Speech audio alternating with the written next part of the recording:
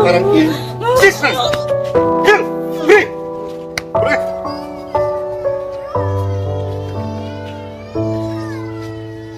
Halo, sama kamu?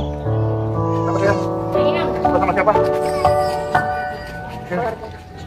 Mana keluarganya? Apa yang baru terjadi? Barusan kau tadi seperti ular itu, kenapa? Tidak sadar? Iya, kamu diganggu roh jahat. Sudah berapa lama? Ya? Sudah lama. Oke, saya sebagai hamba Tuhan, hari ini saya bebaskan engkau dari segala ikatan roh jahat dan sembuh.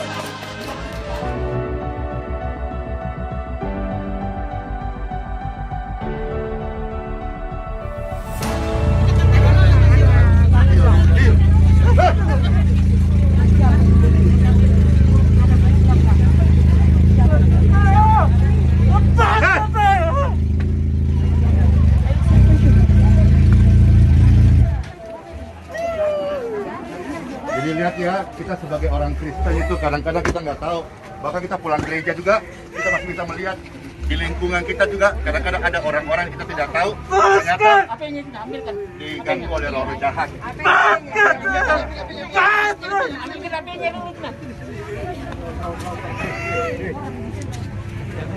Salam.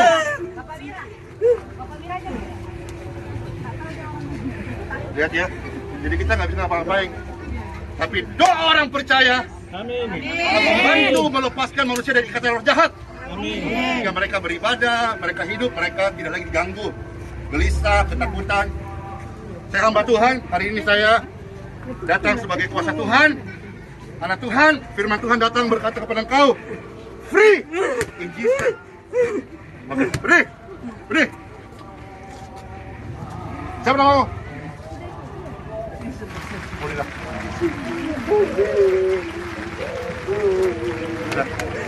Pulanglah dan sehatlah, pulihlah, bekerjalah, Tuhan dipermuliakan.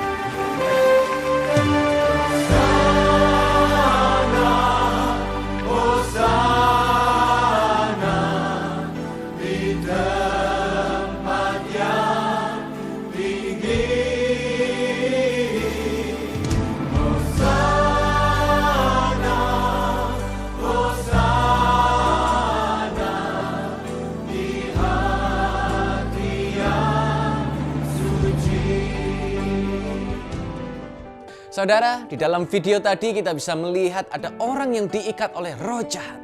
Saat di pinggir jalan ketika baru saja pulang dari gereja, Pastor Andi Simon bertemu dengan orang yang diganggu oleh roh jahat. Orang-orang tersebut sampai berguling-guling di tanah. Pastor Andi Simon berdoa dan memerintahkan di dalam nama Yesus agar roh jahat yang ada di dalam tubuh orang-orang tersebut keluar. Dalam Markus 1 ayat 21-28, Tuhan Yesus bersama murid-muridnya sedang berada di dalam Kapernaum. Pada hari Sabat, Yesus masuk dalam sinagoga dan mengajar di sana. Mereka takjub mendengar pengajaran Tuhan Yesus, sebab ia mengajar mereka seperti orang yang berkuasa, tidak seperti ahli-ahli Taurat. Pada waktu itu dalam rumah ibadah, ada seorang yang kerasukan roh jahat. Orang itu berteriak, "Tinggalkanlah kami, apa urusanmu dengan kami, hai Yesus orang Nazaret? Apakah engkau datang untuk membinasakan kami? Aku tahu siapa engkau, engkaulah yang kudus dari Elohim." Tapi Yesus menghardiknya sambil berkata, "Diam, keluarlah daripadanya." Roh jahat itu mengguncang-guncang orang itu dan sambil menjerit, dia mengeluarkan suara nyaring dan roh itu keluar dari dia. Dengan kuasa dan otoritas, Yesus mengusir roh jahat di depan orang banyak. Semua orang yang menyaksikan peristiwa ini menjadi takjub dan kagum. Saat itu adalah hari Sabat. Menurut hukum Taurat, setiap orang tidak boleh melakukan pekerjaan apapun. Tetapi hal itu tidak menghalangi Yesus untuk bertindak. Bagi Yesus, jiwa manusia lebih berharga, lebih bernilai daripada aturan-aturan manusia. Saudara, Tuhan sangat mengasihi kita. Bahkan ketika umatnya dikuasai oleh pencobaan dan kuasa iblis, Tuhan tidak pernah meninggalkan umatnya. Tuhan sanggup membebaskan setiap kita yang terbelenggu, memulihkan kita yang menderita, menghibur yang berduka, membuang segala ketakutan, kekhawatiran, dan kegelisahan kita, serta menyertai dan menolong kita. Oleh sebab itu, ketika engkau alami penderitaan bahkan pencobaan iblis, kita hanya perlu datang kepada Yesus. Fokus hidup kita bukanlah pada penderitaan, tetapi kepada Tuhan Yesus Kristus yang lebih besar dari masalah, lebih besar dari kesusahan hidup kita.